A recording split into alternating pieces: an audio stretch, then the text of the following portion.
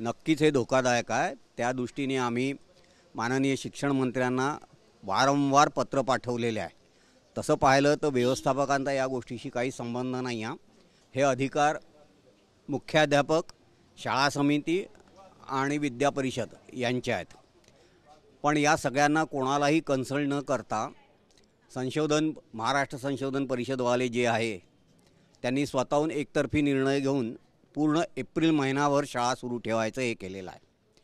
बरं, जे रेखावार आहेत संचालक, त्यांना वारंवार समजावल्यानंतरही ते या गोष्टी ऐकायला तयार नाही आहेत। त्यांचं म्हणणं आहे की 2 एप्रिलपासून परीक्षा सुरू करायच्या, 25 एप्रिलला संपवतील। आणि त्यावर उत्तर देताना जमा अभ्यंकरांनी ज्यावेळेला विधानसभेमध्ये प्रश्न विचारला या बाबतीत मंत्र्यांनी त्यावेळेला असं उत्तर दिलं आहे की गुणवत्तापूर्ण शिक्षणाकरता प्रायमरीची शाळा 200 दिवस आणि माध्यमिकची शाळा 220 दिवस झाली पाहिजे। 31 मार्चला प्रायमरीची शाळा 200 दिवस पूर्ण होते आहे। मग अशा परिस्थितीत या पोरांची परीक्षा 22 एप्रिलला का सुरू करतात आहे? अधिकारीसुद्धा सारासार विचार न करता कशा पद्धतीने निर्णय घेतात याचा हे मूर्तिमंत उदाहरण आहे। जे मोठे पोरं आहेत 8वी 9वीचे, यांच्या परीक्षा 2 एप्रिलला सुरू होणार आणि जे प्रायमरीचे 1ली ते 5वीचे पोरं आहे यांच्या परीक्षा 23 एप्रिलला सुरू होणार आहे। 25 एप्रिलला परीक्षा संपवायच्या, त्याच्यानंतर प्रात्यक्षिक आणि तोंडी परीक्षा घ्यायच्या आणि 1 मेला रिझल्ट लावायचा। काल त्यावर माननीय मंत्र्यांनी आणि यांनी असं उत्तर दिलेलं आहे की पेपर संपल्यानंतर शिक्षकांनी त्याच दिवशी पेपर तपासायचे। हे ज्या लहान शाळा आहेत जिथे 20पेक्षा कमी पोरं आहेत त्या ठिकाणी हे सर्व शक्य आहे की एका दिवसात शिक्षक पेपर तपासू शकतात।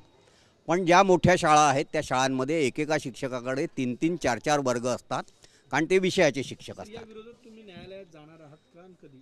आम्हाला न्यायालयात जाण्याशिवाय आता दुसरा उपाय राहिला नाही। वारंवार विनंती करूनही यावर ते निर्णय घेत नाही आहे। यापूर्वी न्यायालयानेच, नागपूर उच्च न्यायालयानेच एका केसमध्ये निर्णय दिलेला आहे की विदर्भातलं तापमान पाहता विदर्भाकरता सत्र वेगळ्या पद्धतीने घेण्यात यावं, पूर्ण एप्रिलमध्ये सत्र घेऊ नये आणि त्यावर शासनाने एक पत्र काढलेलं आहे की विदर्भातल्या शाळा या 23 एप्रिलला बंद होतील आणि 1 जूनला सुरू होतील। 1 जूनला म्हणतो, हो 1 जूनला शाळा सुरू होतील। हे पत्र शासनानेच काढलेलं आहे।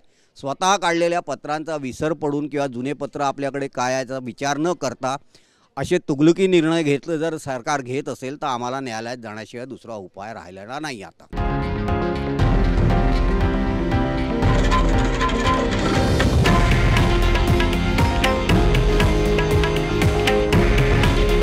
हे आहे देशातील नंबर 1 न्यूज नेटवर्क आणि आपण पाहत आहात TV9 मराठी। काळजी तुमची, हित महाराष्ट्राचं।